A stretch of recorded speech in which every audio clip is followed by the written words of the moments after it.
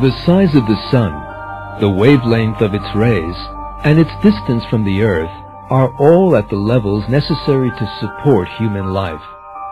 Even the slightest deviation from these could destroy life on earth at a stroke. The way that the earth's atmosphere contains the gases necessary to allow respiration, or that the earth's magnetic field is ideally suited to human life, are just two examples of such important delicate balances.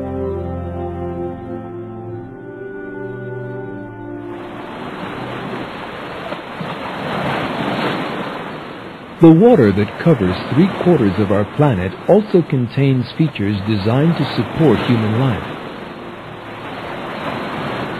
Unlike other liquids, water freezes from the top down. That prevents the seas from turning into blocks of ice and allows life to continue.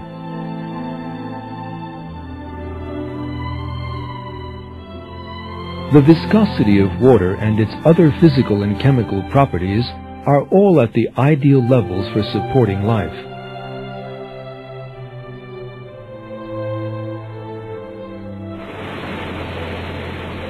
These delicate balances, of which we have seen a few examples, have led scientists to one important conclusion. There is an anthropic principle in the universe, as they describe it. In other words, every detail in the universe has been designed to make human life possible.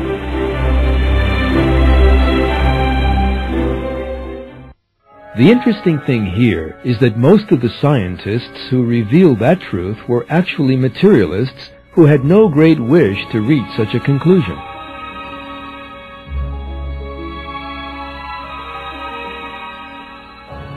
In his book, The Symbiotic Universe, the American astronomer George Greenstein admits the fact in these words: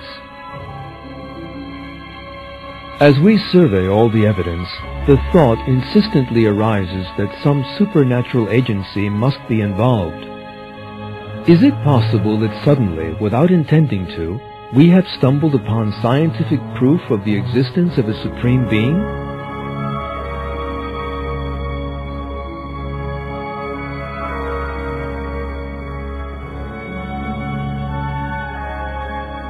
In his 1998 book, Nature's Destiny, How the Laws of Biology Reveal Purpose in the Universe, the well-known molecular biologist Michael Denton makes the following comment: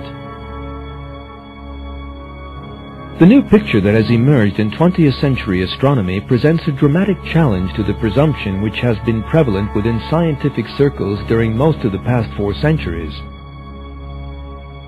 That life is a peripheral and purely contingent phenomenon in the cosmic scheme.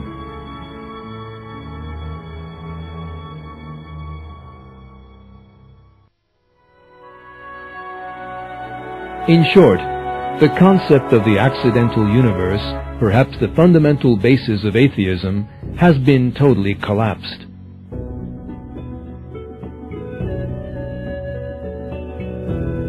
The deceptive nature of the concept was revealed in the Quran some 1,400 years ago.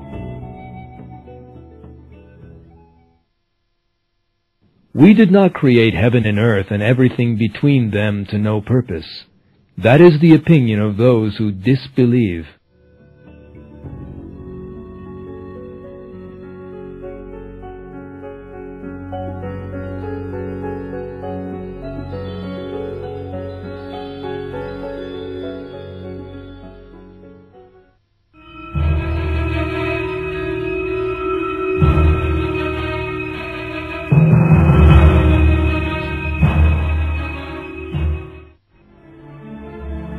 The most important foundation of atheism as it reached its peak in the 19th century was Darwin's theory of evolution.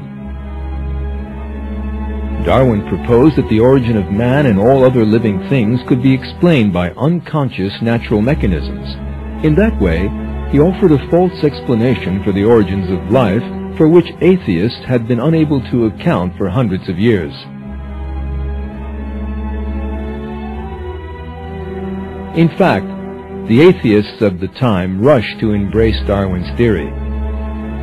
Beginning with Marx and Engels, 19th century atheist thinkers described the theory as lying at the heart of their philosophies.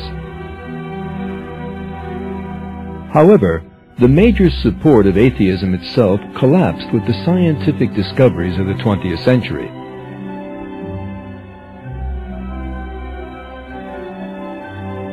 The evidence put forward by different branches of science, such as paleontology, biochemistry, anatomy, and genetics, undermined the theory of evolution from a number of directions. Darwin had maintained that all living species were descended from a common ancestor and had grown apart from one another in a series of small, progressive changes.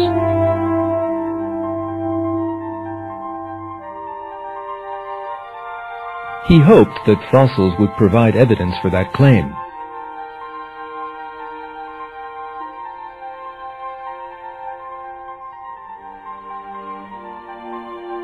Yet all the fossil research throughout the 20th century presented a totally different picture. Not one transitional species that might prove Darwin's theory was found.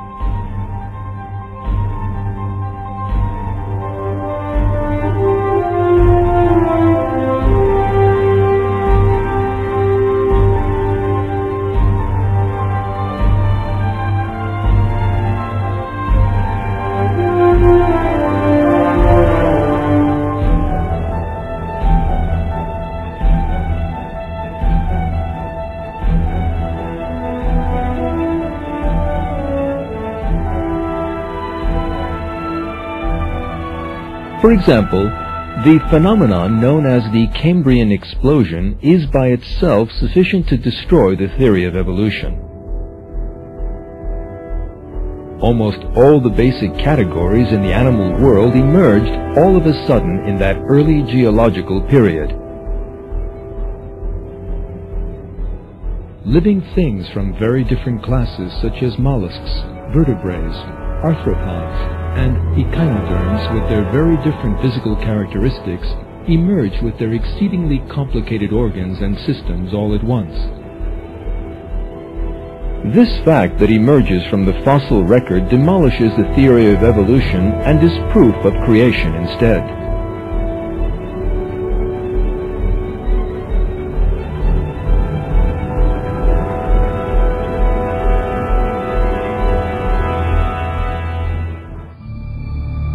In putting his theory forward, Darwin based it on the idea that animal breeders produce different species of dog or horse.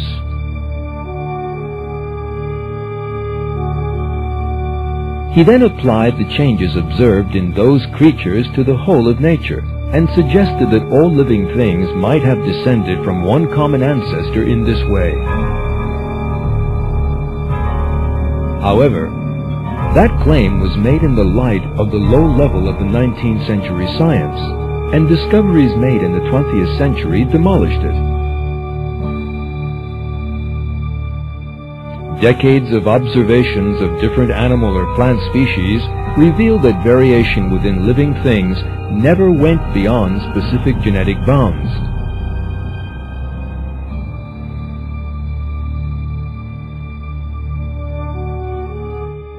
Genetic experiments, on the other hand, showed that the mutations that Darwinists regarded as an evolutionary mechanism could never add new genetic information to living things, but that, on the contrary, they always had harmful effects. The countless mutation experiments carried out on fruit flies only yielded deformed individuals.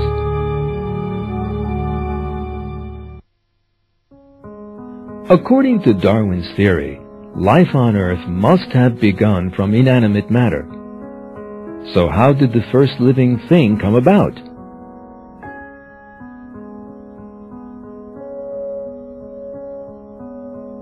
Darwin failed to address that issue, contenting himself with writing that the first cell could easily have formed in some warm little pond.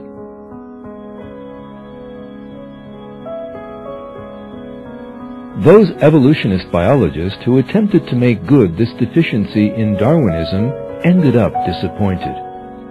All observations and experiments showed that it was impossible for a living cell to emerge from inanimate matter.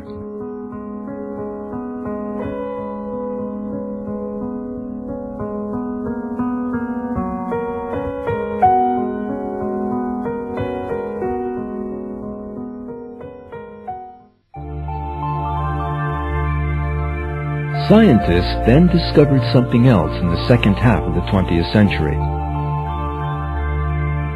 Life, and especially the living cell and the complex organelles within it, is full of the most complicated designs.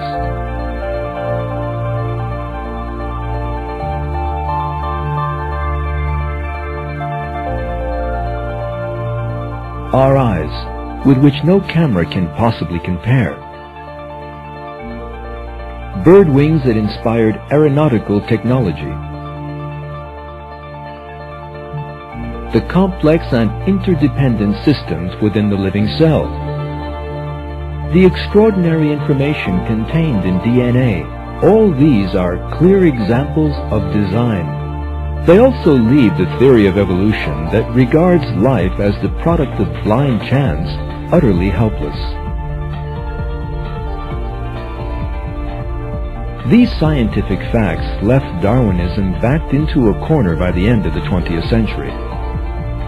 Scientists in many Western countries, particularly the United States, today reject Darwinism in favor of the theory of intelligent design. The reason for that is that the scientific facts show that life emerged with design, not by chance. In short, science once again confirms the fact that God created all living things.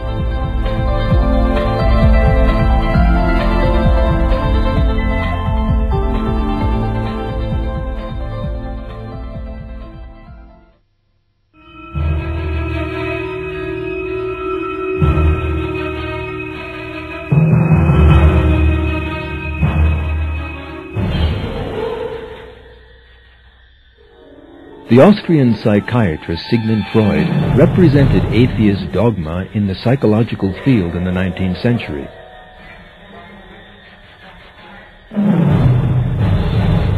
Freud put forward a theory of psychology that denied the existence of the soul and attempted to explain man's internal world in terms of sexual impulses.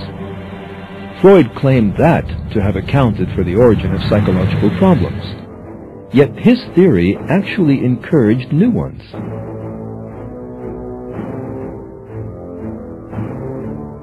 This teaching, which describes man as a species of animal that lives only to satisfy its selfish desires, actually increased loneliness, fear, and depression in people by debasing spiritual values.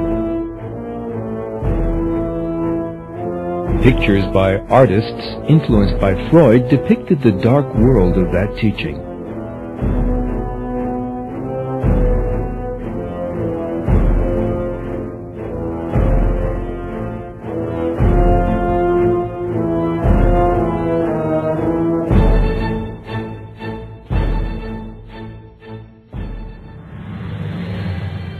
Freud's most important attack was aimed at religion.